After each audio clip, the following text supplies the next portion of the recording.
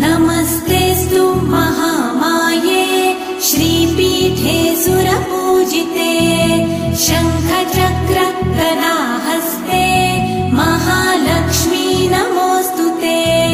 नमस्ते गरुडारूढे कोलासुरभयङ्करी सर्वपाप हरे देवी महालक्ष्मी नमोऽस्तुते। महादेव्यै च विद्महे विष्णुपत्न्यै च धीमहि तन्नो लक्ष्मी प्रचोदयात्।